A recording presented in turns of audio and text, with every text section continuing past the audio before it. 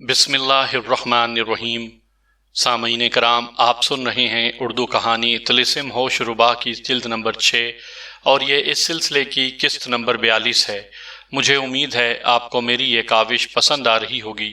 آپ نے اگر ابھی تک میرا چینل کہانی گھر سبسکرائب نہیں کیا تو ابھی میرے چینل کو سبسکرائب کر کے بیل نوٹیفیکیشن آن کر لیجئے تاکہ آنے والی ہر نئی کہانی کی اطلاع بر وقت آپ تک پہنچ سکے۔ ماہ رخ کے دربار میں عیاروں کی بڑی عزت تھی۔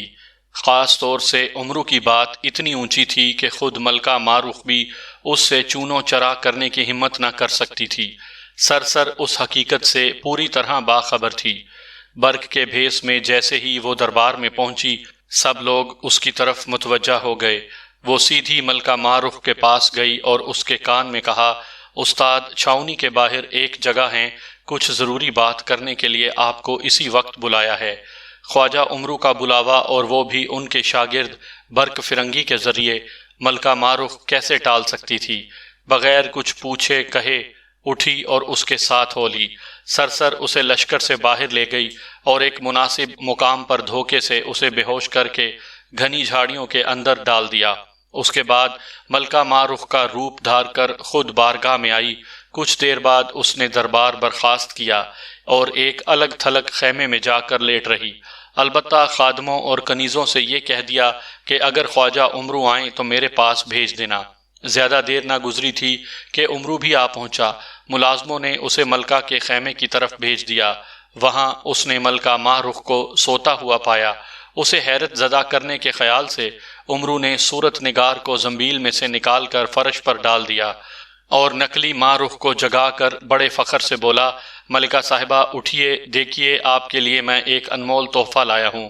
نقلی ماہ رخ جھوٹ موٹ کی نیند سو رہی تھی، لیکن اس خیال سے کہ کہیں عمرو شک نہ کرے، جمائیاں لیتے اور آنکھیں ملتے ہوئے اٹھ بیٹھی اور صورت نگاہ پر نگاہ ڈالتے ہی خوشی سے بول اٹھی، ارے یہ تو سامری کے پوتے مصور جادوگر کی بیوی اور شکل کش جادوگر کی ماں ہے۔ واقعی یہ انمول تحفہ ہے، لیکن یہ بڑی زبردست جادوگرنی ہے، اسے مار کیوں نہ ڈالا؟ عمرو نے کہا، میں نے کوشش کی تھی لیکن ایسی خوفناک آوازیں آئیں کہ میں ڈر گیا۔ اسے آپ ہی ہلاک کر سکتی ہیں، ابھی اسے ہوش میں آنے میں کچھ دیر اور لگے گی، اس سے پہلے ہی آپ اس کا کام تمام کر دیجئے۔ نقلی ماہ رخ یہ سن کر ایک لمحہ کچھ سوچتی رہی، پھر چٹکی بجاتے ہوئے بولی، اچھی بات ہے، مگر ایسا کرو، میری خوابگاہ میں جاؤ، تکیے کے نیچے ایک جھولی ملے گی، اس میں سامری کے کچھ طلسمی تحفے رکھے ہیں، جا کر لے آؤ، ان کے بغیر یہ ہلاک نہ ہو سکے گی۔ عمرو کو بالکل بھی شک نہ ہوا۔ نقلی ماہ رخ اور صورت نگار کو خیمے میں تنہا چھوڑ کر وہ ملکہ ماہ رخ کی خوابگاہ کو چل دیا۔ اس کے باہر جاتے ہی سرسر نے صورت نگار کو پوٹلی میں لپیٹ کر اپنی پیٹھ پر باندھا اور خیمے سے نکل کر چھلانگیں مارتی باہر کی طرف دوڑی۔ لشکر کے لوگوں نے غل مچاتے ہوئے اس کا پیچھا کیا۔ یہ ہنگامہ سن کر عمرو بھی پلٹ پڑا۔ سرسر ہوا کی مانند سنسناتی ہوئی چھاؤنی سے باہر نکل گئی، لیکن عمرو اور لشکر کے سپاہیوں نے اس کا پیچھا نہ چھوڑا۔ کھلے میدان میں پہنچ کر سرسر کو ڈر ہوا کہ کہیں پیچھا کرنے والے جادوگر سحر کر کے اسے بے بس نہ کر دیں۔ اس نے صورت نگار کو پیٹھ سے کھول کر ہوشیار کیا اور کہا، ملکہ جلدی سے کچھ کیجئے، دشمن جادوگر وار کرنے والے ہیں۔ صورت نگار نے یہ سنتے ہی پیچھا کرنے والوں کی طرف دیکھا اور عمرو اور ملکہ ماہ رخ کے بہت سے جادوگر ان کی طرف بڑھے چلے آ رہے تھے۔ وہ سارا معاملہ سمجھ گئی۔ جلدی سے اس نے مٹھی بھر کر مٹی اٹھائی اور منتر پڑھنے لگی۔ عمرو نے اپنے آدمیوں کو روکتے ہوئے کہا، سب لوگ چھپ جاؤ، صورت نگار منتر پڑھ رہی ہے، اس کا توڑ تم سے نہ ہو سکے گا۔ یہ سنتے ہی پیچھا کرنے والے کچھ جادوگر ہوا میں اڑتے ہوئے تیزی سے واپس پلٹ گئے اور کچھ زمین میں ڈبکی لگا گئے۔ عمرو بھی بھاگ کھڑا ہوا، مگر چیخ چیخ کر کہتا گیا، اے سرسر، یاد رکھنا، اگر ملکہ ماہ رخ مجھے جیتی نہ ملی تو ہرگز تجھے زندہ نہ چھوڑوں گا۔ سرسر نے کچھ جواب نہ دیا۔ صورت نگار نے دشمنوں کو خوفزدہ ہو کر بھاگتے دیکھا تو مسکراتے ہوئے مٹی پھینک دی، منتر پڑھنا بند کر دیا اور سرسر کو ساتھ لے کر اطمینان کے ساتھ اپنی چھاؤنی کی طرف چل دی۔ ادھر عمرو کچھ دیر تو اپنی چھاؤنی کی طرف بھاگا، مگر پھر ایک بارگی پلٹ کر صورت نگار کی چھاؤنی کی طرف ہو لیا۔ دوڑ میں اس کا مقابلہ کون کر سکتا تھا؟ صورت نگار اور سرسر کے پہنچنے سے پہلے ہی وہ وہاں جا پہنچا اور ایک خدمتگار کو ترکیب سے بے ہوش کر کے بارگاہ میں اس کی جگہ کام کرنے لگا۔ کچھ دیر بعد صورت نگار اور سرسر بھی آن پہنچی۔ وہاں جب سرسر نے بتایا کہ وہ ماہ رخ کو بے ہوش کر کے ایک جھاڑی میں چھپا آئی ہے تو صورت نگار نے اسے حکم دیا کہ جلدی سے جا کر اسے اٹھا لاؤ۔ سرسر الٹے پیروں واپس ہوئی۔ یہ بات عمرو نے بھی سن لی تھی۔ بارگاہ سے نکل کر وہ بھی سرسر کے پیچھے ہو لیا۔ لشکرگاہ کے باہر پہنچنے پر عمرو للکارا، ہوشیار ہو جا، آج تو مجھ سے بچ کر نہ جا پائے گی۔ سرسر چونک کر پلٹی تو اس نے عمرو کو اپنے سامنے پایا۔ عمرو سے بارہا اس کی مٹ بھیڑ ہو چکی تھی۔ کئی مقابلوں میں وہ اسے نیچا بھی دکھا چکی تھی، لیکن آج اور اس وقت عمرو کے تیور دیکھ کر اس کا دل کانپ گیا۔ مقابلہ کرنے کے بجائے وہ بدحواس ہو کر بھاگ کھڑی ہوئی۔ عمرو اس کا پیچھا کرتے ہوئے کمند کے حلقے پھینکنے لگا۔ بالآخر ایک درخت کی اوٹ میں چھپنے کی کوشش کرتے ہوئے سرسر اس کی کمند میں الجھ کر گر پڑی۔ عمرو نے اسے سنبھلنے کی مہلت ہی نہ دی، جست کر کے اس کے سینے پر سوار ہو گیا اور خنجر نکال کر اس کے حلق پر رکھتے ہوئے بولا، جان کی خیر چاہتی ہے تو بتا ملکہ ماہ رخ کہاں ہے؟ خوف کے مارے سرسر کی گھگی بند گئی، زبان سے ایک لفظ ادا نہ کر سکی۔ عمرو نے ایک مرتبہ اور ڈانٹا اور چاہا کہ ایک تھپڑ اس کے منہ پر مارے، لیکن ایک بارگی اس کا سارا بدن سن ہو کر رہ گیا۔ دوسرے ہی لمحے درخت کے اوپر سے ایک رسی گری اور اس نے عمرو کو خود بخود بری طرح جکڑ لیا۔ سرسر حیران ہو کر اوپر دیکھنے لگی۔ اچانک پتیوں کے چند گچھے حرکت کرتے نظر آئے، پھر کوئی دھم سے زمین پر آ رہا۔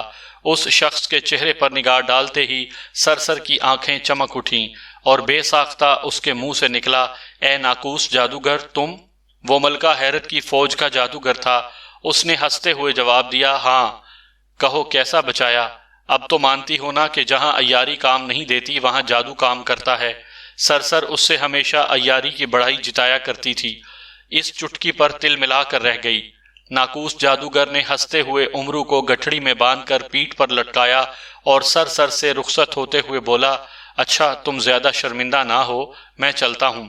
اس عیار کو سیدھا جا کر شہنشاہ کی خدمت میں پیش کروں گا، انعام ملا تو 2-4 آنے ضرور تمہیں بخشش دوں گا، عیاری کا اتنا حق ضرور بنتا ہے۔ سرسر نے غصے سے اس کا منہ چڑھایا اور تنک کر بولی کہ بس رہنے دو، زیادہ ڈینگ نہ مارو، ایسا نہ ہو کہ کوئی اور عیار راستے میں مل جائے اور تمہاری ساری جادوگری اس کے سامنے دھری کی دھری رہ جائے۔ ناقوس جادوگر ہنستا ہوا شہر ناپرساں کی طرف چل دیا۔ سرسر نے اپنا راستہ لیا۔ اتفاق سے جنگل میں ایک مقام پر مہتر قیران بیٹھا صورت نگار کے لشکر میں عیاری کرنے کا منصوبہ بنا رہا تھا۔ ایک سمت اچانک اس کی نگاہ اٹھی تو اس نے دیکھا کہ کوئی جادوگر پیٹھ پر ایک گٹھڑی باندھے چلا آ رہا ہے۔ مہتر قیران کے کان کھڑے ہو گئے۔ جلدی جلدی اس نے خود بھی جادوگروں جیسا بہروپ بنایا اور ایک درخت کی اوٹ میں ہو کر آنے والے کا انتظار کرنے لگا۔ آنے والا وہی ناقوس جادوگر تھا۔ جیسے ہی وہ قریب آیا، مہتر قیران نے اچانک سامنے آ کر اسے للکارا، تو کون بدنصیب ہے، میرے علاقے میں بغیر اجازت کیسے آ گیا؟ ناقوس جادوگر اس اچانک للکار پر سٹ پٹا گیا۔ اسے خیال ہوا کہ یہ علاقہ افراسیاب نے اس جادوگر سردار کو بخش دیا ہوگا۔ اس نے جواب دیا، معاف کیجیے، مجھے نہیں معلوم تھا کہ یہ علاقہ کس کا ہے۔